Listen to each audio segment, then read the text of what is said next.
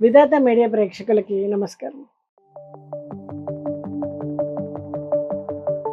ఉపవాసంలోని రకాల గురించి, అలాగే ఉపయోగాల గురించి ఈ వీడియోలో తెలుసుకుందాం.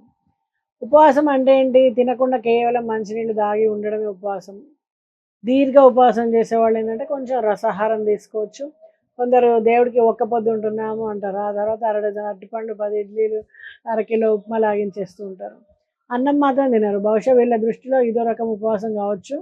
కానీ అలా చేయడాన్ని ఉపవాసం అనరు. ఉపవాసం చేయడం వలన ముఖ్య ఉపయోగం ఏంటి అంటే శరీరంలో ఉండేటువంటి మాలిన్యాలన్నిటినీ కూడా బహిష్కరింపజేసి వ్యాధి నిర్మూలనం అవుతుంది. పొట్ట, కళ్ళు, వ్రణాలు, జ్వరాలు, జలుబు మొదలైన అన్ని వ్యాధులకు కనీసం 5 రోజుల పాటు ఉపవాసం చేస్తే గనుక వ్యాధులన్నీ తగ్గిపోతాయి అన్నమాట. ఏ వ్యాధిలోనైనా ఉపవాసం చేయడం వల్ల ఏంది అంటే వ్యాధి తొందరగా తగ్గించుకోవచ్చు. లేకపోతే ఒక పూట ఉపవాసం ఉండి తర్వాత ఆ వ్యాధికి సంబంధించిన పథ్యమైనటువంటి ఆహారాన్ని తీసుకోవడం వల్ల త్వరగా తగ్గుతుంది. అయితే ఉపవాసంలో 4 రకాలున్నాయి. నిర్జలోపవాసం, జలోపవాసం, రసోపవాసం, ఫలోపవాసం. నిర్జలోపవాసం అంటే మంచినీళ్ళు కూడా ముట్టకుండా చేసే ఉపవాసం అనమాట. ఈ ఉపవాసం ముఖ్యంగా శరీరంలో ఎక్కువ నీళ్లు చేరినప్పుడు అంటే శరీరం వాచినప్పుడు 2, 3 రోజులు ఉపవాసం ఉండాలన్నమాట. ఇది 3 రోజులకు మించి ఈ నిర్జల ఉపవాసం చేయకూడదు. ప్రాణానికే ప్రమాదం. అదే జలోపవాసం కేవలం మంచినీళ్ళు మాత్రమే తాగి ఉపవాసం ఉండడం జలోపవాసం. దీన్ని 3 రకాలు నుంచి 3 రోజుల నుంచి 7 రోజుల వరకు చేసుకోవచ్చు.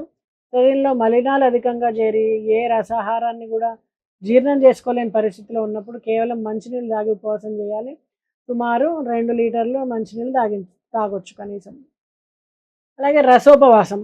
ఈ రసోపవాసాన్ని సాధారణంగా ప్రకృతి చికిత్సాలయాల్లో చేస్తూ ఉంటారు. కేవలం పండ్ల రసాలతో చేసే ఉపవాసము. ఉపవాసం వారం రోజులు మొదలుకొని నెల రోజుల వరకు కూడా చేయొచ్చు. రసోపవాసంలో ముఖ్యంగా నిమ్మరసం, పలుచని నారింజ రసం, బత్తాయి రసం, కమలా రసం, తేనె నీరు, కొబ్బరి నీరు, బార్లీ నీళ్లు మొదలైనవి ఇలాంటివన్నీ తీసుకుంటూ ఉంటారు. ఇంకా ప్రస్తుత కాలంలో అంటే black coffee, black tea, green tea ఇలాంటివి కూడా తీసుకుంటుంటారు. అయితే ఇలాంటివన్నీ కూడా ఏంటంటే రోజుకి 3 సార్లు నుంచి 5 సార్లు లోపలికి తీసుకోవచ్చు. ఫలోపవాసం. ఉపవాసం చేయలేని వాళ్ళు ఫలోపవాసం చేస్తారు. కేవలం రసాలు నిండిన ఫలాలు మాత్రమే ఆహారంగా తీసుకోవాలి. అరటిపండు తీసుకోకూడదు. ఎక్కువ బత్తాయి, నారింజ, కమల, ద్రాక్ష, అనాస, దానిమ్మ, మామిడి, పుచ్చ మొదలైన పండ్లను తీసుకొని చేసేటువంటి ఉపవాసం ఫలోపవాసం. అయితే ఈ ఉపవాసం రోగిని అనుసరించి 10 నుంచి 40 రోజుల వరకు అనుసరించవచ్చు. ఉపవాసం చేయడం వల్ల ఏంటంటే వివిధ అవయవాల్లో అనేక రకాల మార్పులు వస్తాయి. జీర్ణక్రియకు మంచి విశ్రాంతి లభిస్తుంది. అజీర్ణం తొలగిపోతుంది. ఆకలి వృద్ధి అవుతుంది. మలాశయంలో ఉన్నటువంటి మురికంతా కూడా బహిష్కరించబడుతుంది. అజీర్ణం తొలగిపోయి క్రిముల్ని, బ్యాక్టీరియాల్ని నాశనం చేస్తుంది. మూత్రపిండాల్లో విష పదార్థాలు, రాళ్ళు బహిష్కరించబడతాయి. ఊపిరితిత్తుల్లో ఉండేటువంటి నీరు, నంజు ఇవన్నీ కూడా బహిష్కరించబడతాయి. ఆయాసం తగ్గుతుంది. శ్వాసక్రియ చక్కగా జరుగుతుంది. గుండె చుట్టూ పేరుకున్నటువంటి కొవ్వు, నీరు తగ్గి గుండె చక్కగా కొట్టుకుంటుంది. గుండె జబ్బులతో రసోపవాసం చాలా మంచిది. లివరు, స్ప్లీను ఆహారం జీర్ణం అవ్వడానికి చక్కగా పనిచేస్తాయి. ఉపవాసం చేయడం వల్ల ఏంటంటే విశ్రాంతి లభిస్తుంది అన్ని అవయవాలకి. వాటిలో మాలిన్యం తొలగించబడి జీర్ణక్రియ పెరుగుతుంది. శరీరంలో రక్తస్రావం చురుగ్గా ఉంటుంది. ఉపవాసం చేయడం వల్ల ఏంటంటే రక్త దోషాలు నివారించబడతాయి. తిమ్మిర్లు, మంటలు, నొప్పులు కూడా తగ్గుతాయి. కీళ్ళల్లో పేరుకున్న కొవ్వు, నీరు, మాంసం వంటి మాలిన్యాలన్నీ కూడా తొలగించబడి వ్యాధి నిర్మూలన జరుగుతుంది. నాడీ మండలం శుభ్రమవుతుంది. జ్ఞానేంద్రియాల్లో మాలిన్యాలన్నీ కూడా పోతాయి. చర్మం కాంతివంతం అవుతుంది. చర్మ వ్యాధులు హరించబడతాయి. శరీరానికి చక్కటి రంగు వస్తుంది. మనస్సు ప్రశాంతంగా ఉండి కోపం వంటి వాటిని అదుపులో ఉంచుకోగలుగుతారు. అయితే ఉపవాసం ఎవ్వరు చేయకూడదు.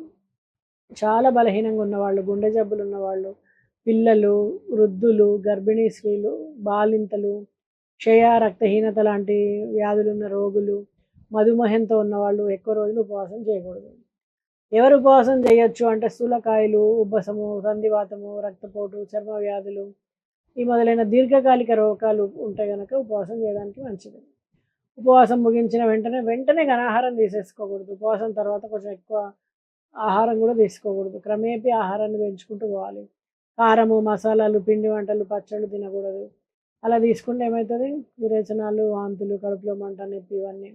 కాబట్టి మీకు అనుగుణమైనటువంటి ఉపవాస రకాన్ని ఎంచుకొని ఉపవాసాన్ని చేయండి. ఆరోగ్యంగా ఉండండి. మీకు గనక జ్యోతిష, వాస్తు, న్యూమరాలజీ, వివాహ ముహూర్తాలు కానీ ఏదైనా సరే పొంతనల గురించి కానీ ఏదైనా సంప్రదించాలి అనుకుంటే స్క్రీన్ పైన ఉన్న నెంబర్కి సంప్రదించండి. నమస్తే.